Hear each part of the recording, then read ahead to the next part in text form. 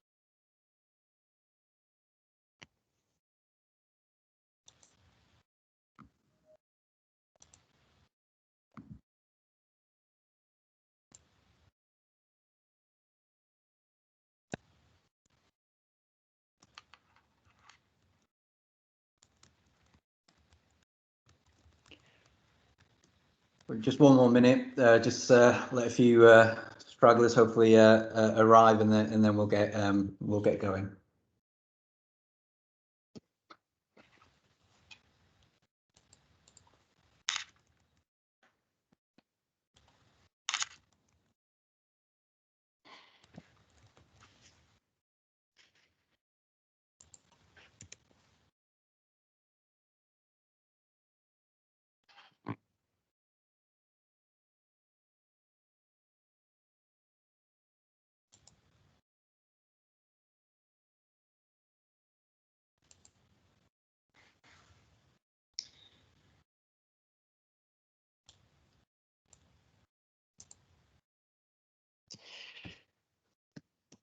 Right, good morning, everyone. Thank you very much for those of you who have joined us so far.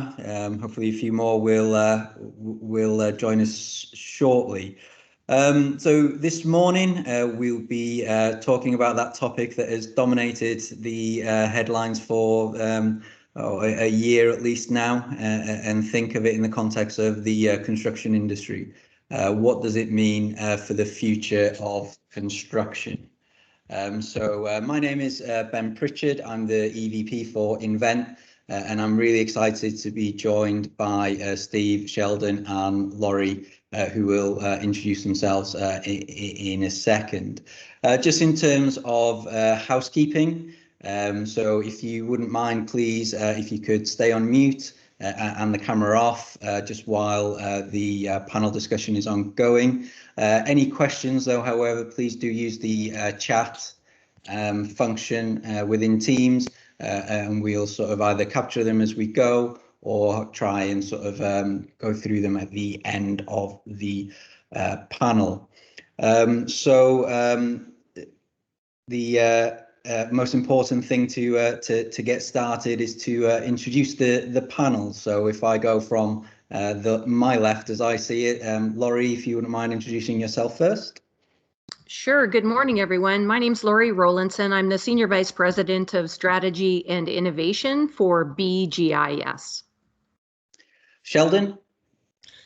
Hi, good morning, good afternoon, everyone. My name is Sheldon West, and I'm the Vice President of Business Development for Invent in Canada.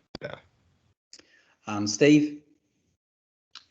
Hello, I'm Stephen Coote. I'm the President of Group 92 Mechanical here in Niagara, Ontario. And shout out to my friend Trevor Doucette I saw on the call there. So before we get into the nuts and bolts of the conversation, one important thing that we have to do is, Laurie, thank you, but also introduce your book, which you have kindly offered 2 signed copies of for our guests today on the webinar. So for those of you listening, what we'll do is at the end of the webinar, we'll do a little random draw for 2 of you. And we'll drop you a line asking for some details of where to send it. But Laurie, do you want to just give a brief introduction, because it's sort of quite topical as well, is your book? Yeah, sure, Ben, no problem. Just I guess the 30-second commercial on the book, but it's really a composition of case studies of what companies actually did during COVID to be able to respond and pivot during such adversity. I mean, there's a quote out there somewhere that says that there was, COVID did more for innovation and change than any CIO could have done in a 3-year period, and it's true. So there's lots of, and people like evidence, so we really tried to fill it with statistics and evidence of what different companies actually did in a number of different categories, from IT to construction, human resources, etc. And I was getting asked about it so much that I just decided to put it all into a book and then just make it available for everybody. And then we have a continuing community behind it as well, where we support the audience as obviously more information is coming out on all the time. So the book also includes an online community of support and an Ask Me Anything community. So happy to share that with your audience, Ben. That's good. Well, thank you. And it's great. You're right. People love case studies, evidence, don't they? They like to be able to sort of see and feel that. And this last 12 months has been a great opportunity for our industry to sort of respond to lots of different challenges that we certainly never expected to have to overcome, both in terms of how we work and sort of what the requirements are. I mean, Steve, from sort of your perspective, have you seen that as construction generally, have we responded well as an industry to those issues and the requirement to do something different? Yeah, absolutely. I think the industry itself is very well positioned to deal with risk. It's really it's inherent in our culture. So by that, it really became an extension of what we already do.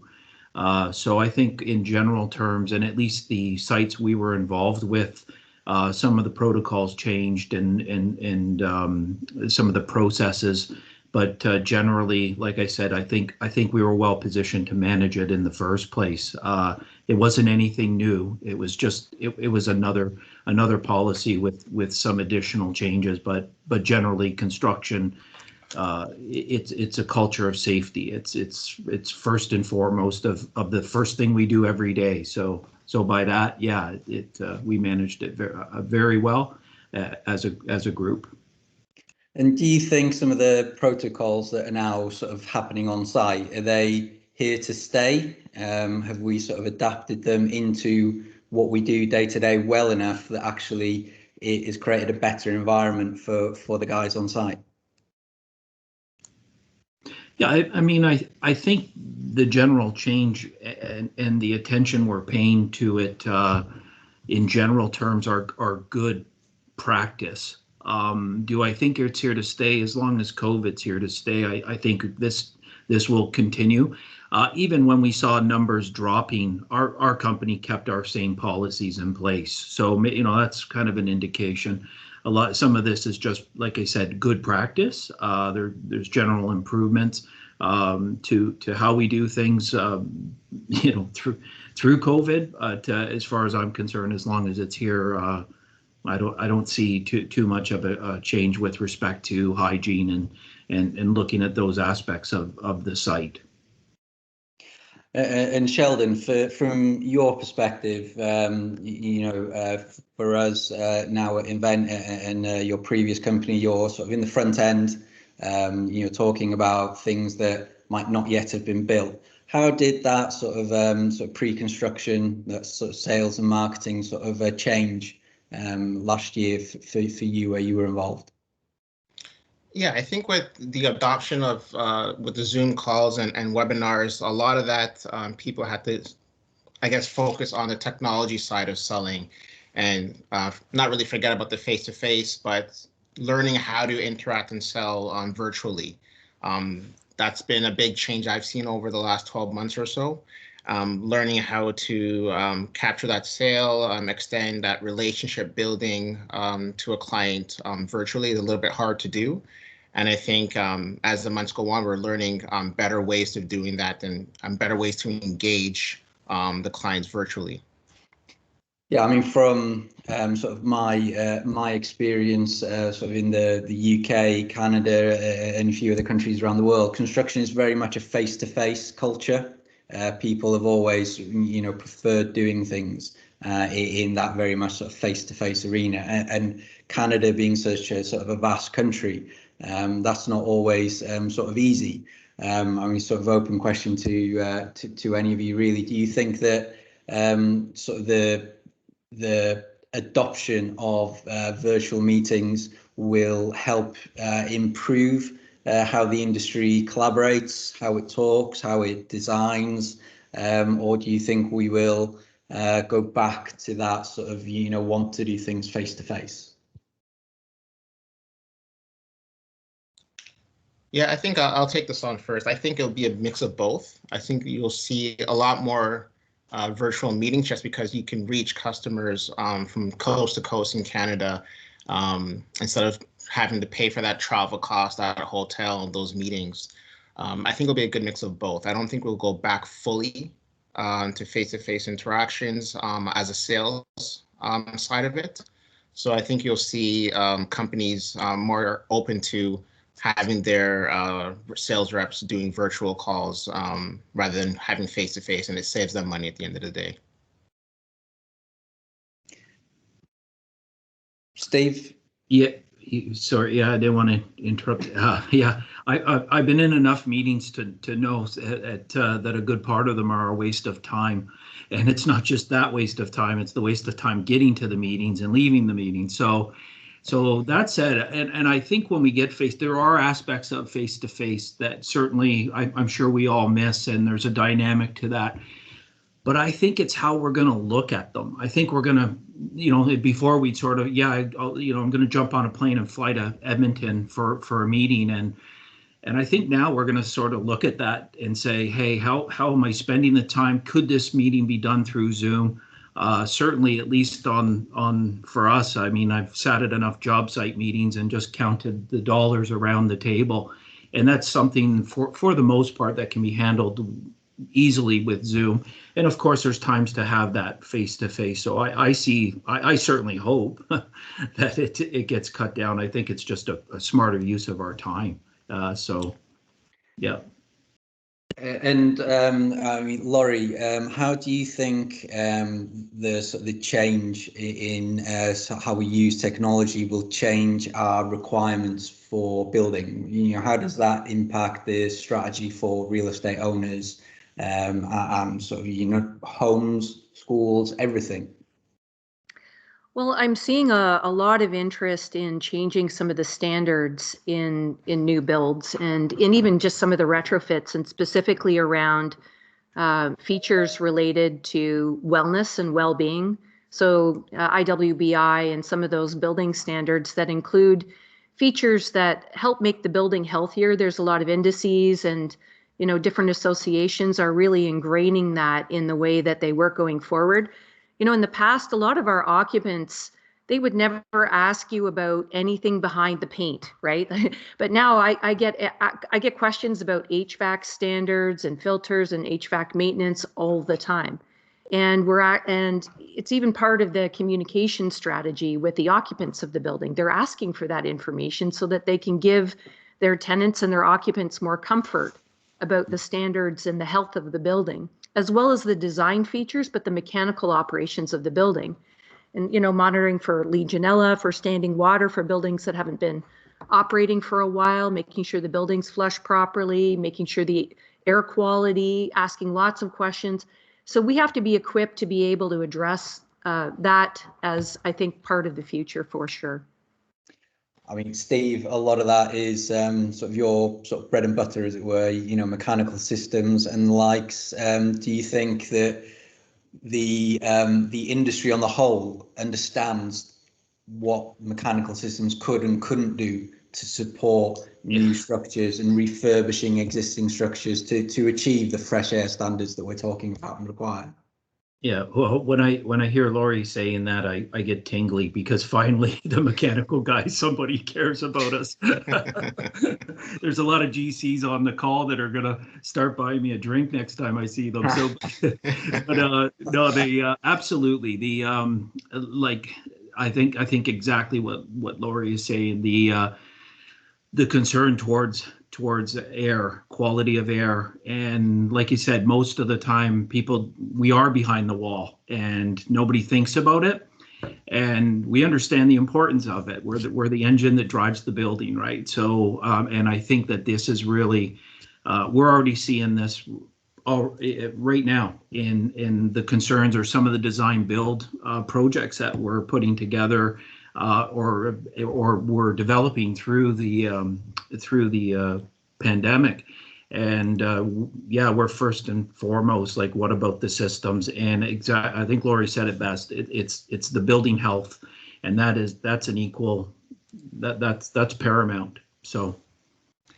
Yeah, and I think you see that too just recently with the Ontario government putting together a fund with $1 billion towards HVAC and upgrading, retrofitting public areas, whether it be schools, daycare centers. So there's a big push in upgrading the HVAC going forward because of the pandemic that we've gone through. We just to add, Sheldon, we just we were successful. That's on our first upgrade that are under that fund for a school where they're bringing fresh air in and improving the air quality. So it's happening. Yeah. And do we think it'll just be sort of like Laurie says, the end user being interested in what's behind the paint and looking for that sort of better experience for the occupants? Or are sort of building regulations, the standards that are going to be required by local authorities, are they going to change and require a higher standard in general, do we think? Or is it going to be more that drive and push from the people using the buildings that the contractors, designers will have to react to?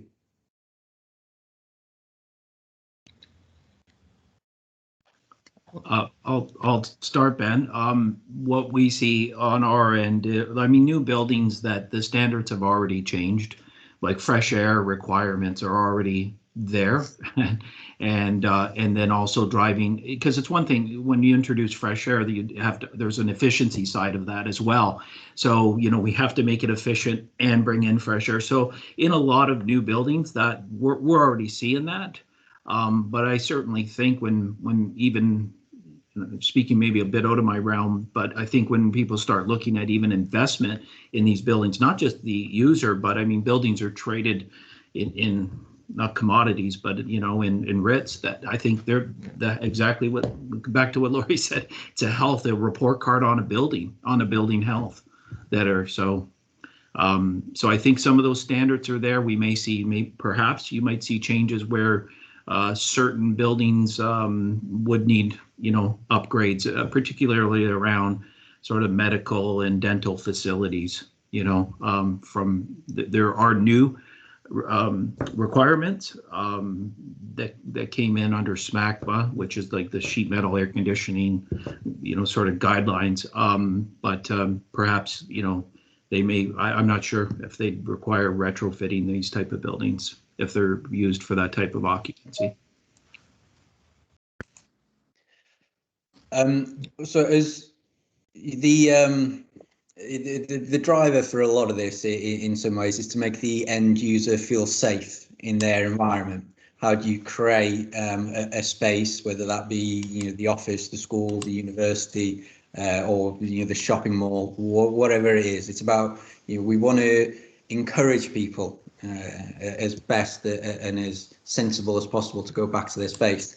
There's one thing that's a little bit harder to control maybe is the infrastructure of how will they get there. And it's sort of a little bit more difficult maybe to change that. How do you think that for more master planning and sort of you're thinking more sort of towns and cities coming together here, what is the likely sort of impact on travel infrastructure, do you think, from a strategic point of view, Laurie? Oh, I definitely think it's already impacting. Like if you look at those of you that are in the greater Toronto area, have already seen a shift of patterns of people moving. It's definitely going to have an impact, but I think it's going to be both. I think organizations are rationalizing their space. It's pretty consistent on the surveys we've done. 89% of employees want the ability to work remote somewhere 2 to 4 days a week. And there's about 11% that either have a job function where they cannot do it outside of the office. Maybe they have files they can't take outside, or they could have, young twins at home, whatever the circumstances are, that 11% have to be in the office. And that gives flexibility for more mobility programs, which allows organizations to rationalize their space, their costs, their carbon footprint. And then, if you only have to go to the office 1 or 2 days a week, you can rationalize a longer commute. So I think that they're actually, they're interwoven, cause and effect. Yeah, I think you're seeing companies are now realizing how productive employees can be when they're having that flexibility to either work from home or go into the office. And they're probably also seeing a boost in employee morale as well. I know in a previous life I've had, I did that 9 to 5, and I have 2 little young ones. So to have that flexibility is great. And I think more companies you'll see transition from that 9 to 5 to having employees being more flexible going forward. And just to add on to what Sheldon said, I couldn't agree with you more, Sheldon, but it's actually the last year has been a bit of a living experiment, like a laboratory. So for those people that were worried that, working remote, if I can't see an employee, how do I know that they're working? Well, we've actually proved in the last year that employees can work in a distributed environment and be very productive. And in fact, over the last year, we've done a number of studies, productivity has gone up. Now, obviously, that depends on the company, if they had the tools and technology all ready to go, and those that were not equipped had to scramble to catch up. But for the most part, by far, the majority of companies found their employees were more productive in the last year than they ever have been. Yeah. And was there any sort of underlying reasons for that, Laurie? I mean, Steve mentioned sort of, we got into a habit maybe as an industry of having lots of meetings. Is it as simple as you're being more selective with the meetings that are being put in the diary and the meetings that you're going to, so people have just generally got a bit more time to do the day job, or is there something else that created that 89% improvement in productivity? Yeah, I don't think we got rid of the meetings entirely, Ben, because a lot of people have Zoom fatigue and things like that. So in fact, some people might complain that they're actually in Zoom a little bit more, but I think there's a few things. We tend to be fairly utilitarian with our calls versus those casual encounters in the office where, how's your kids, what's happening, what'd you do in the weekend? Whereas if I pick up the phone to call you, it's fairly purpose driven and pretty net. So that's kind of trimmed the edges a little bit, but we have to do more calls. And I think just generally, not worrying about the commute. Again, most people commute at least 30 minutes, if not closer to an hour each way to get to work. So you're saving that time. And then I think it's also for those that are not used to working at home or in a distributed environment, you really lose your boundaries. And this is one of the coaching things that we do around wellness and well-being. Everything blurs together, right? So you get up and you still have your pajamas on and you're at your computer working away before you even, do your proper get ready for work routine. And then at the end of the day, it's pretty easy to stay on. So unfortunately, some of that productivity has come at the expense of work-life balance, which is why you're seeing such a strong focus on wellness and employee experience now to just bring the balance back a little bit, no pun intended. And Steve, how are you? Are you finding that for your guys on site? How has productivity been for Group 92 through the pandemic? Yeah, well, on site, there's no real changes because that's where the where we're building. So we just don't have that option. With respect to the office, yeah, it's pretty much in keeping with exactly what's been discussed. Like we see that sort of staggering of employees. It's interesting though.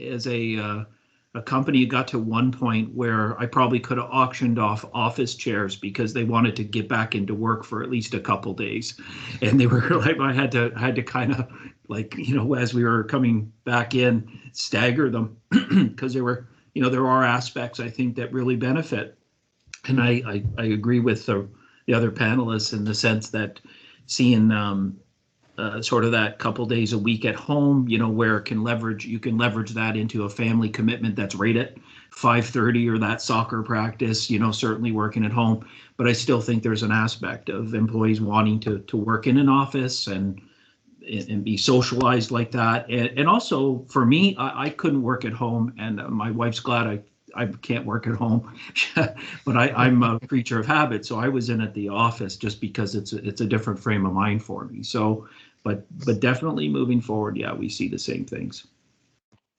There is certainly a sort of a pack mentality to humans generally, isn't there? We need some sort of interaction with other people that we certainly lose. As much as people enjoy a Zoom quiz and a few of the other things that I'm sure we've all done over the last 12 months, it's still not quite the same, is it? No. Yeah. One of the sort of key topics of your book, Laurie, is innovation. Of the sort of the construction companies that you've sort of captured in your book and your case studies, did they generally have an innovative culture and mindset before this, or was it a real sort of shift in sort of some of the core principles of what they did to innovate, to react to the issues that they were facing? I would say, Ben, that everyone had to react, and some were better prepared than others, is what I would say. So everybody had to operate, otherwise you go to business. So if you didn't have the tools in place, then you really scrambled to get them, and you were subject to some supply, chain constraints, et cetera. But I liked what Stephen said earlier, and our industry really is built for risk management, whether that be reacting to a climate event or whether it's a new build or reacting to a major event. We are really programmed for, resilience, I think. So organizations were scrambling, but we did see a lot of different types of technologies. I'll call it skip the curve of implementation. So we saw a big boom in things like 3D printing.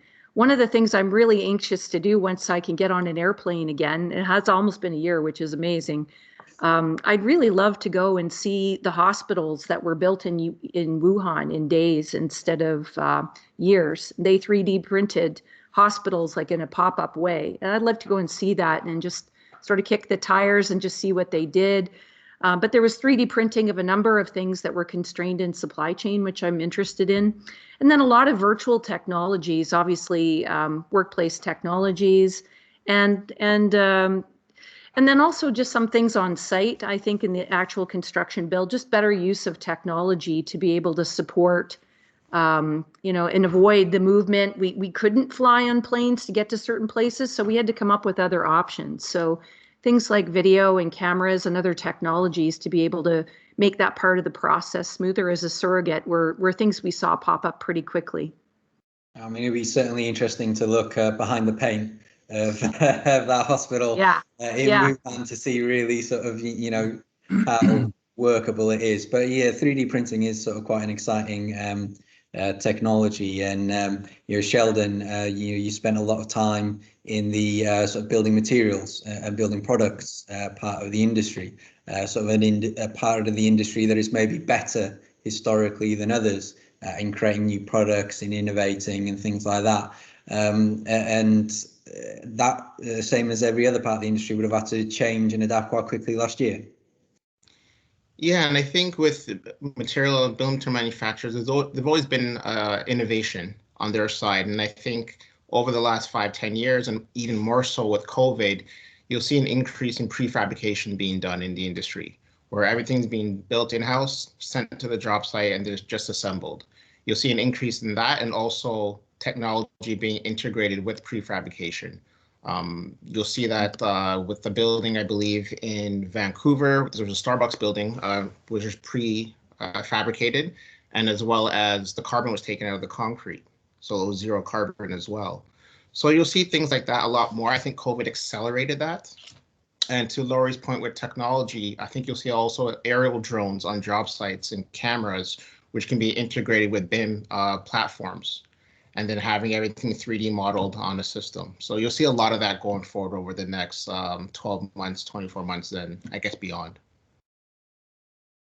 And pre-manufacture will be a big part for you, Steve. Being able to sort of build some of the kit before it gets to site, be easier, hopefully, with well-detailed BIM models for you to understand where your ducting needs to go, where the plant needs to go, how the HVAC system sort of integrates into the building. All of these sort of things, you probably feel a bit more confident now than 12, 18 months ago that this is the future and it's sort of within reach. Yeah, I was more than confident because we invested in it last year. So it was exactly what Sheldon finished saying. Modular and prefabrication. We've actually, for us, we're a small medium company. We put a significant investment into that. It's been great. It also helped us manage COVID because we had less people. We were able to create separation of space. So a lot of things are currently being built, and we're figuring that out. It's not just that easy, but we are figuring that out, and we're already there. And certainly we can see some advantages to it, and that's in the sense of those sort of innovations and BIM models. Absolutely. How does that change your relationship with contractors, building owners, and the likes? I mean, ideally, you get involved earlier in the process. Yeah. Well, they always act surprised when we ask for the BIM model. But certainly we give a great example. We built a Costco here. It's probably one of the fastest constructed buildings we've ever been involved with in the past 25 years. And we, in our case, in prefabrication, we were able to shave 3 weeks off their floor pour. And for Costco, everything's about that floor pour. So, and we have a lot of pipe behind the walls that now everybody knows has to be there. We have a lot of systems. So certainly that improves when we start to look at scheduling and the ability to compress. But not only that, but also the need for our resources. We already have a labor shortage. And so what we want to do is take those peaks out of what we currently have experienced, start leveling them off. As an example, we have a retirement home that's not even out of the ground yet, and we're looking at building the mechanical room now while we have resources, because in July or August we won't. So certainly that's where we're seeing it. So. And Laurie, from a sort of a strategy point of view with sort of real estate clients generally, are you seeing an understanding and an appreciation that there are better ways of building and a different approach then to how they invest in construction?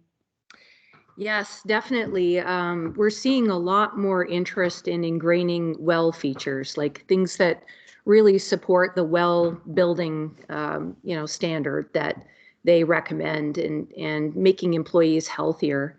And a lot of people choosing buildings and assets that have those features in them. So obviously it's it's harder to retrofit those features in than it is to design new. But I do see a much more heightened expectation. I'm seeing a lot with touchless. So we've done quite a few touchless programs and done retrofitting quite quickly a number of locations. I can see that proactively becoming more of a standard going forward.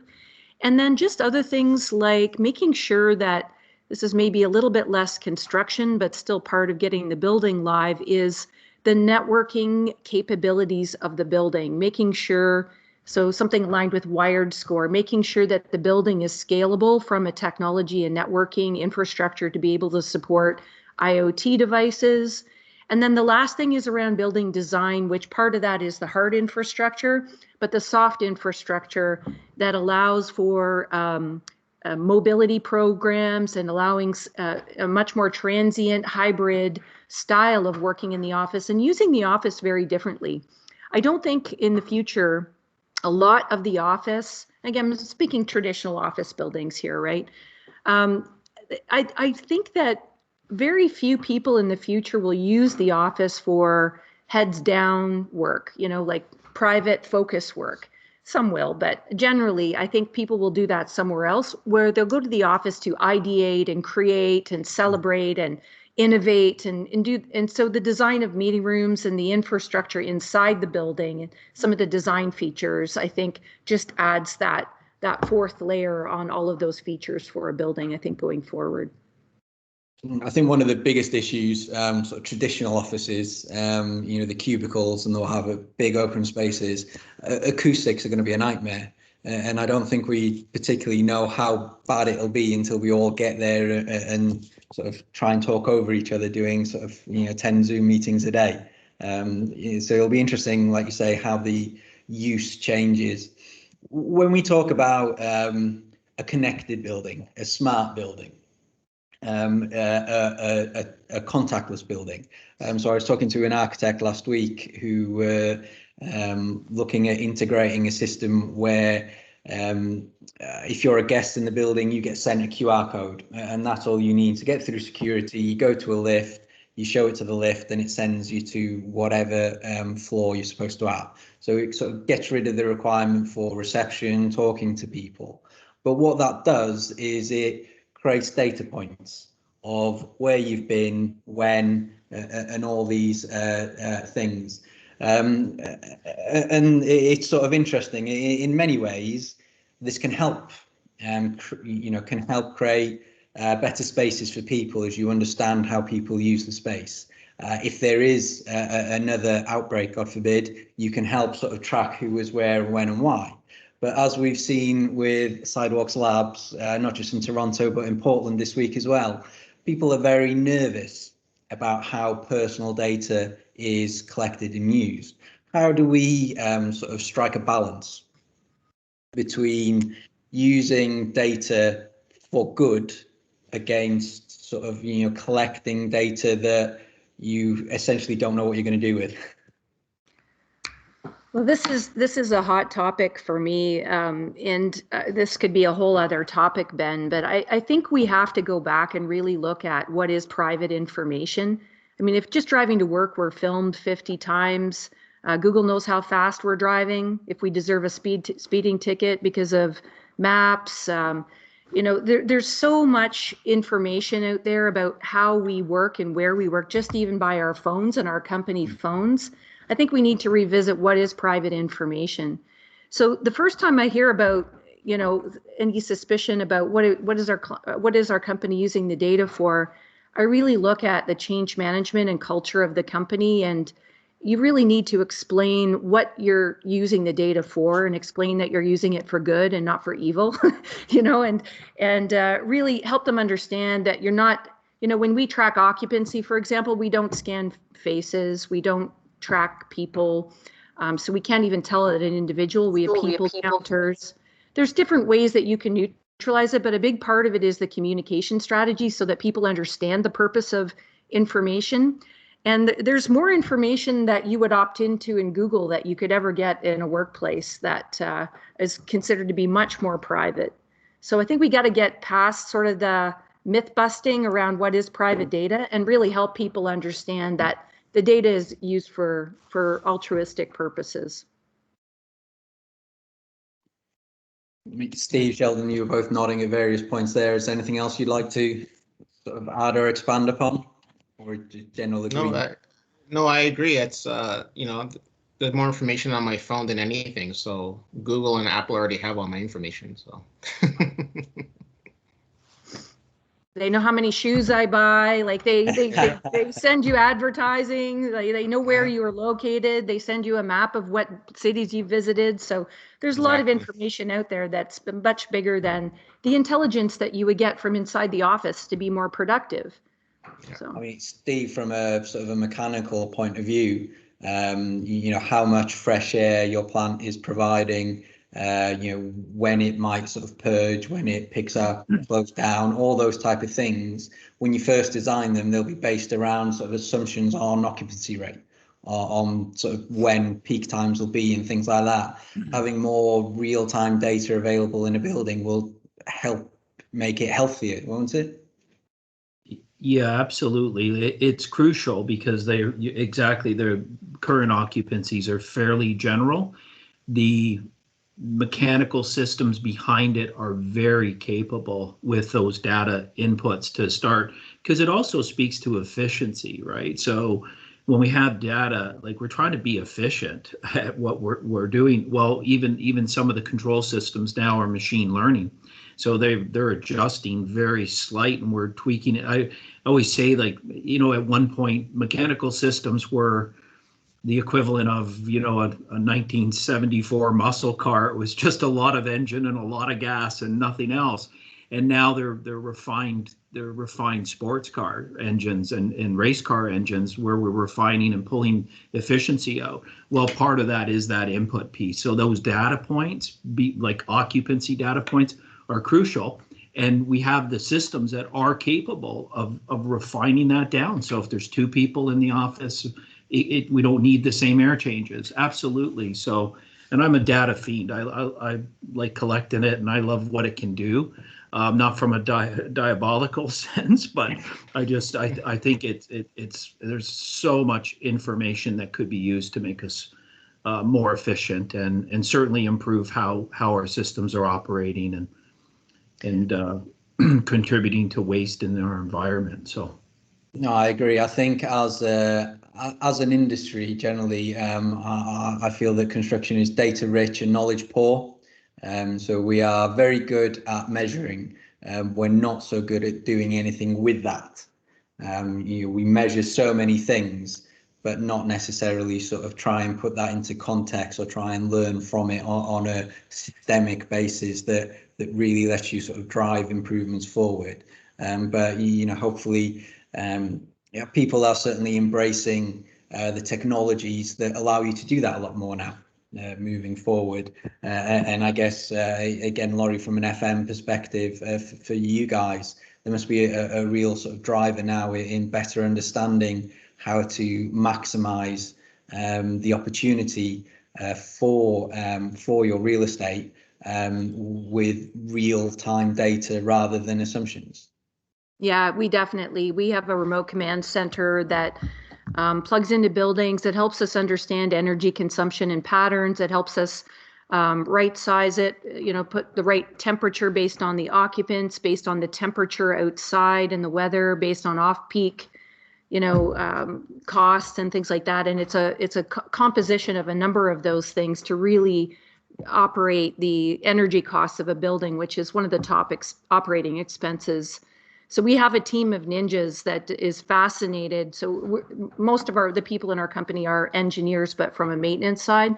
So we really get very focused on leveraging technology in a number of different ways to be able to right size the energy needs of the building, monitor it. It also helps us be resilient and monitor for issues of people we've caught fast food places that have left the grill on, and because you can pick it up and we can send our FM back in to go and turn it off and things like that, but also with air and temperature.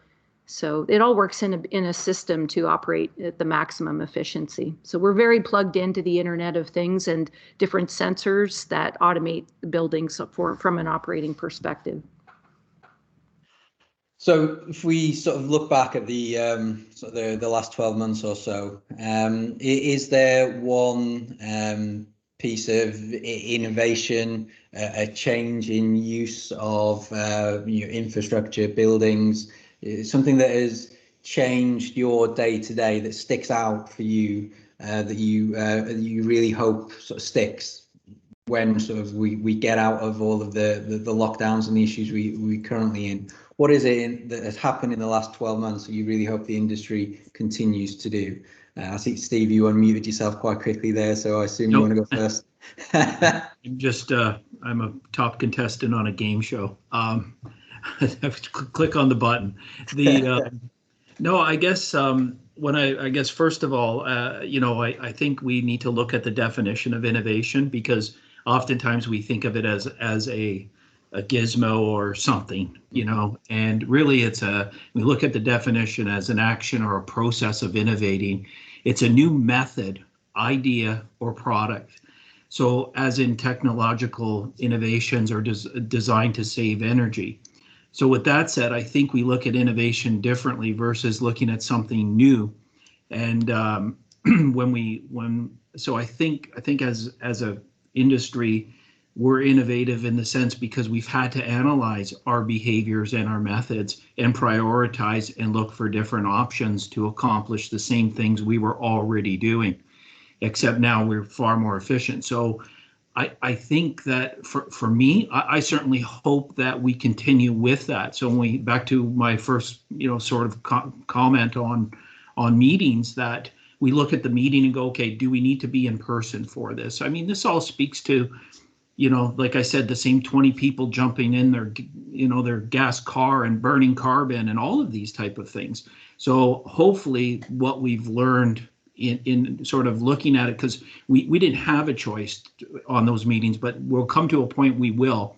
And I certainly hope we continue to look at those at the things that we have innovated or used innovation for, and we can sort of think about how we're going to use our time and our resources. So that's the one thing I really hope sort of sticks going forward. But Sheldon, you're on mute, Sheldon. We had to say to Steve's point as well, I think that this whole pandemic has shown us how vulnerable we are as humans, and how life can be taken with you with the blink of an eye. So I think there's a continued focus on how we affect the earth and going forward, reducing our carbon footprint, having the sustainability buildings going forward, focus on ESG. I think all of that I'd like to see stay and increase and accelerate in our industry and just worldwide going forward. Just a renewed focus on how precious we are and how we have to save this planet that we're in. And Laurie? Yeah, I have two, if you don't mind. It's kind of a tie. I really am pleased with how clients are embracing, and mind you, the motivation is cost probably driven, but they're much more open to things that reduce their energy costs and contribute to sustainability, as Sheldon said. And that's something that we're very committed to. So we see a lot of rationalization of space, which only makes them right size the carbon and the amount of space. And I think the second thing is, buildings are here. Our industry exists to serve employees. Whereas I think in the past, we've had a very building-centric view, maybe an investor view of a building, where I've really noticed a pivot over the last couple of years where we've taken a much more human-centric approach to buildings. And I think all the conversations we've had around wellness and well-being features in buildings, from air quality to design features inside of the buildings, caring about employee productivity and mental health and all the features that we invite in a building to be able to contribute to that. I don't think that's going to go away. In fact, I think it's jumped a couple of years of evolution, and I think that's here to stay as well. Yeah, no, you're right. I think as you've all touched upon, the focus upon wellness, on about creating an environment not just for someone to work in, but for someone to thrive in. It is certainly becoming a strong focus for the industry, and like you say, hopefully that has been accelerated and will certainly continue for the not just for the foreseeable future, but forever. I'd like to sort of open it up to sort of the guests on the webinar. If anyone has any questions that they'd like to ask the panel, feel free to type it out on chat if you don't want to unmute yourself, or if you want to just put your hands up and join in.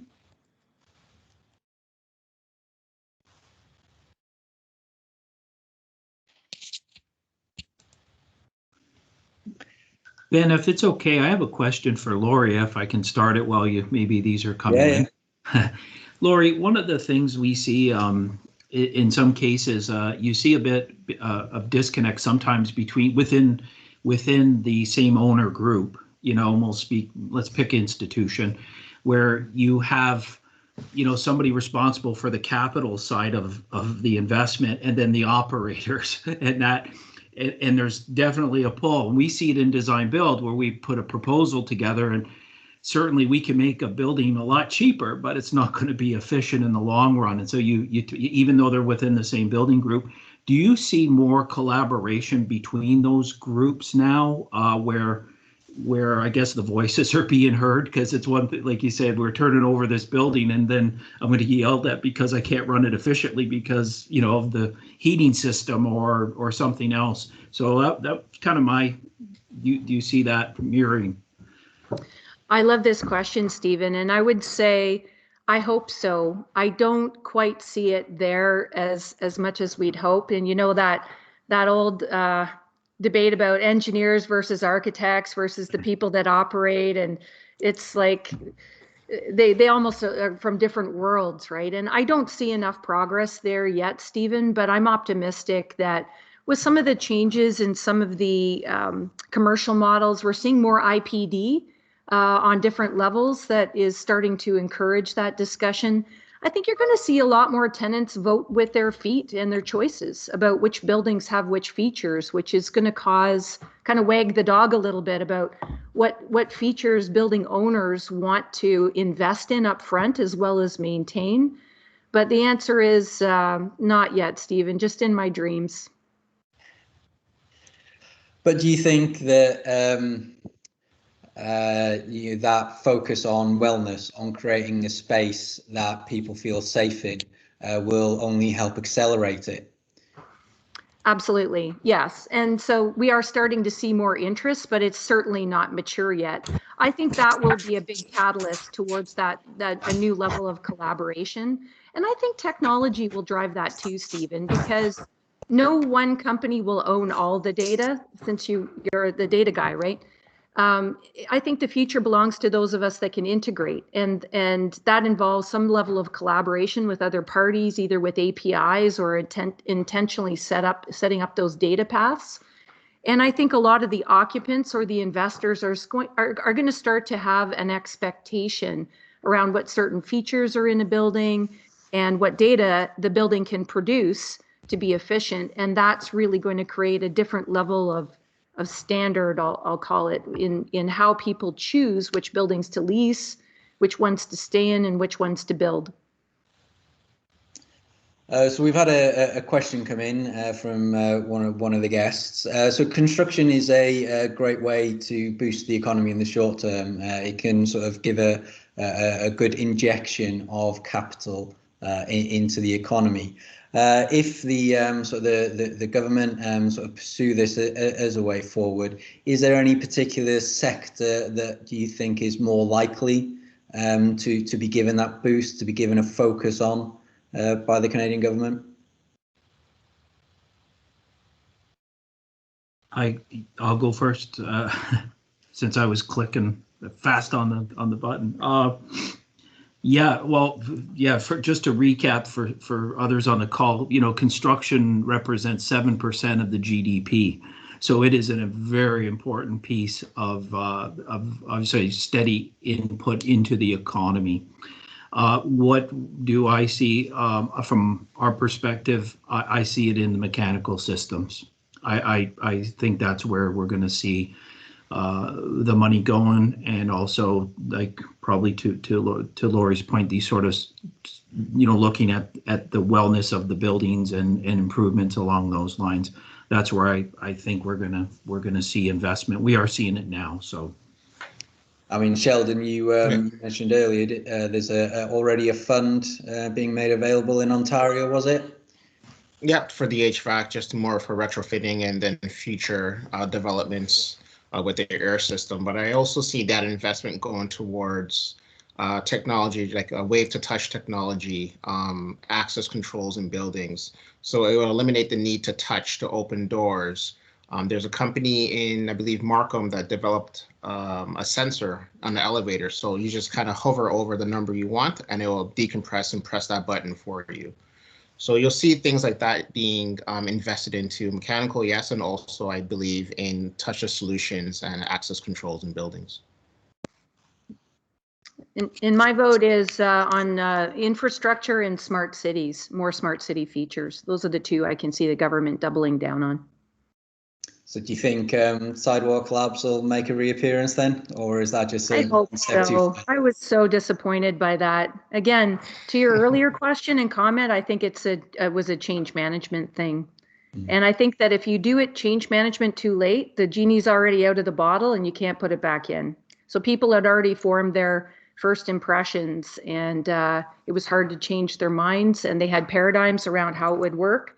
And it was hard to change their minds once they'd set a position. So I hope so. I hope so is the answer. It was amazing from my perspective how poorly they communicated the whole thing. But that's let's not get sidetracked. We've got a question from Mariette. Will health and safety committees become a new stakeholder to be included in the sales progress and new builds and retrofits? So Sheldon, I guess from your perspective, health and safety maybe historically wasn't top of the list when you were selling some of the products, or was it already quite important? It was already important. I think it was back of mind, but going over the last 12 months, you have it to be at the forefront. It'll be a part of everything going forward. And can you see, and Steve and Laurie, will the health and safety director or with a key individual within organizations be part of the sales process, the tender process in a much more integrated fashion? Or do you think their role will change and adapt to be more wellness focused as well? I think it'll be both, but I think a lot of that depends on the hard infrastructure of the building. So I think it'll cover both. And I definitely think that as a profession will be elevated for sure, but it will also broaden in a way that is not quite as evolved yet today, but definitely it's one of those career paths that's going like this up. Yeah. In construction at this point, they're a stakeholder that are at the table right away. We just had a contract kickoff with the architect, engineer, and the owner and their health and safety. Like it's just par for the course for us. Interesting though, that sort of comment though around looking at the wellness. That's interesting versus just purely safety, but more health, right?